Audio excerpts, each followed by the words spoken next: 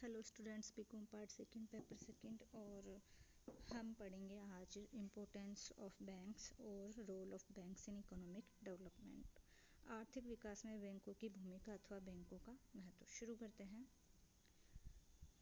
सबसे पहले इसमें ये माना है कि देश की अर्थव्यवस्था के सफल संचालन और आर्थिक विकास के लिए बैंक महत्वपूर्ण भूमिका अदा करते हैं। विकास एवं स्थायित्व के लिए किसमें? इकोनॉमिक सेक्टर में, इकोनॉमी में एक उन्नत एवं सुसंगठित बैंकिंग व्यवस्था आवश्यक है, क्योंकि जो सारा जो प्रोडक्शन एंड डिस्ट्रीब्यूशन का और मार्केटिंग का जो सिस्टम है वो मोस्टली बैंकों पर आश्रित है। तो बैंकों के विकास ने पूंजी निर्माण को भी संभव बनाया है, जिससे औद्योगिक विकास की जड़ पनपती है, बचतों को प्रोत्साहन मिल रहा है, साधनों को गतिशीलता है और बड़े पैमाने की उत्पत्ति को पॉसिबल बनाया है।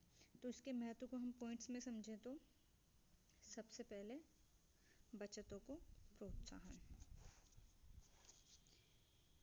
बैंक लोगों में बचत करने की आदत को प्रोत्साहन देते हैं, इनकरेज कर रहे हैं। किसके लिए? सेविंग्स के लिए। ये क्या करते हैं? उनकी जो छोटी छोटी सेविंग्स है उनको कलेक्ट करते हैं। और बचतकर्ताओं को क्या रहता है? ब्याज का लालच रहता है, इंटरेस्ट मिलता है उनको। लेकिन बैंक द्वारा नियमित भुगतान से विश्वास और सुरक्षा की भावना भी बढ़ती है, कॉन्फिडेंस बढ़ता है, लोगों में फेथ बढ़ता है और सेफ्टी की भावना भी बढ़ती है। जहाँ हम देखें कि जो कम डेवलप जो देश है वहाँ पर बचत करने की आदत कम है और आय का स्तर भी कम है, इसलिए सेविंग्स भी कम है। तो बैंक उनकी छोटी छोटी सेविंग्स को जमा करके जो उनका जो बिखरा हुआ धन है उसको एक जगह इकट्ठा करके व्यापार और उद्योग के लिए धन उपलब्ध कराते हैं। नेक्स्ट हम बात करेंगे पूंजी निर्माण की। कैपिटल फॉर्मेशन का काम कौन कर रहा है? बैंक। किस प्रकार? बैंक साख निर्माण तथा लोगों से अनेक प्रकार के खातों में धन जमा करके पूंजी निर्माण करते हैं। आर्थिक विकास में पूंजी निर्माण प्राथमिक आवश्यकता है। जो लोग जोखिम उठाना नहीं चाहते हैं, बैंक क्या करता है? उनके धन को जमा करता है और व्यापार, उद्योग और व्यवसाय आदि उत्पादक कार्यों में लगाते हैं। तो धन जमा करने से साख का निर्माण होता है। फिर हम बात करते हैं विनियोग एवं अर्थ प्रबंधन, इन्वेस्टमेंट और मैनेजमेंट, इकोनॉमिक मैनेजमेंट।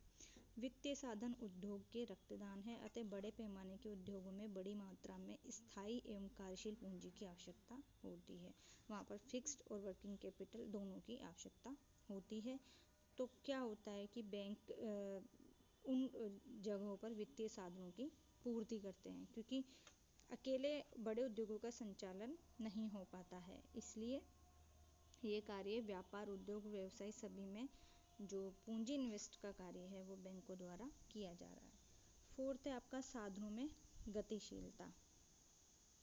बैंक उत्पत्ति के साधनों को गतिशील, डायनेमिक बनाते हैं।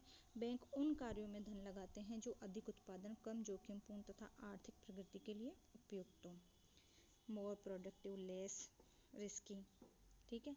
अतः बैंकों के कारण साधनों का स्थानांतरण कम उत्पादक उद्योगों से अधिक उत्पादक उद्योगों में होता है, जिससे क्या होता है? प्रोडक्शन एंड एम्प्लॉयमेंट बढ़ता है, लोगों के जीवन स्तर, लाइफस्टाइल में भी वृद्धि होती है और देश के विकास का मार्ग प्रशस्त होता है। नेक्स्ट है मुद्रा प्रणाली में लोच एवं कीमतों में स्थायित्व। फ्लेक्सिबिलिटी और elasticity in monetary system and स्थायित्व कीमतों में। तो इसमें हम पढ़ते हैं आर्थिक विकास के लिए मुद्रा प्रणाली में लोच और कीमतों में सापेक्षिक स्थायित्व आवश्यक है।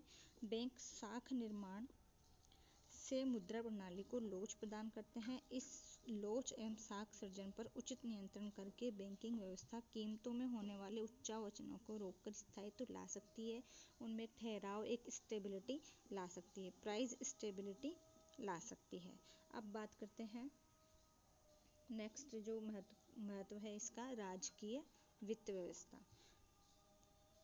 आर्थिक गतिविधियों में राज्यों का हस्तक्षेप बढ़ता जा रहा है और राज्यों को अनेक प्रकार से आय भी प्राप्त हो रही है और अनेक प्रकार के व्यय भी उनको करने पड़ रहे हैं। आय व्यय का कॉन्सेप्ट चल रहा है, तो वहाँ पर जो बैंक को जो कार्य करने पड़ रहे हैं आय जुटाने के और व्यय करने के, तो उनके लिए राज्य के प्रतिनिधि के रूप में बैंक सार्वजनिक ऋणों का सिलेक्शन कर रहे हैं। क्या कर रहे हैं? Collection of public debts. इसके अलावा फाइनेंशियल एडवाइज़र हैं बैंक सरकार के, और सरकार को लोन प्रदान करके उनके विकास कार्यों के लिए प्रेरित कर रहे हैं। इसके अलावा क्षेत्रीय आधार पर कोषों का उपयुक्त वितरण, इसमें क्या हो रहा है, बैंक पूंजी को अत्यधिक पूंजी वाले क्षेत्रों से कमी वाले क्षेत्रों में स्थानांतरित कर रहे हैं। कई जगह है जहाँ पर अधिक पूंजी है और कई है जहाँ पर कम है, तो वहाँ पर बैंक इधर से उधर पैसा ट्रांसफ़र कर रहे हैं, जिससे उस कैपिटल का लाभदायक और कुशल उपयोग हो रहा है। पिछड़े क्षेत्रों के आर्थिक विकास का मार्ग भी प्रशस्त हो रहा है और क्षेत्रीय विषमता, रीजनल जो इम्बैलेंस है वो कम हो रहा है।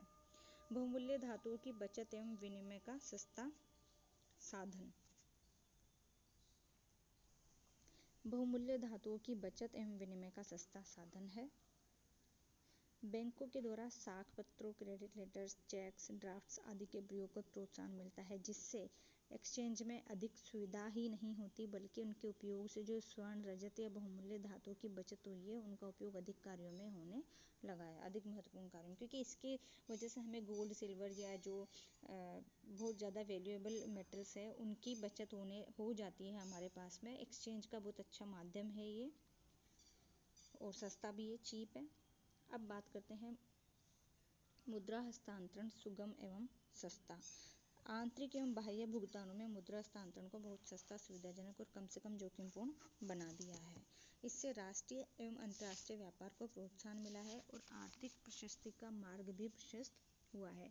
बैंकों के माध्यम से विदेशी पूंजी देश के उत्पादक कार्यों में लगाई जा रही है। अगर बैंक नहीं होते तो क्या कैश लेके आना इतना पॉसिबल होता?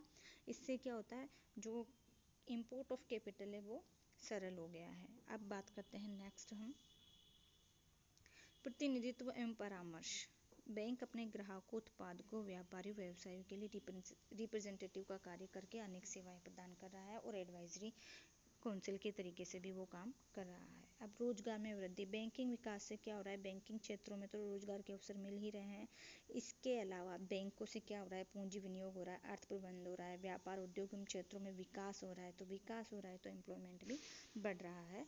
तो रिजल्ट के रूप में कहा जा सकता है कि बैंक अर्थव्यवस्था में काफ़ी कार्य करके आर्थिक विकास का मार्ग प्रशस्त करते हैं और अर्थव्यवस्था के सफल संचालन में योगदान देते हैं।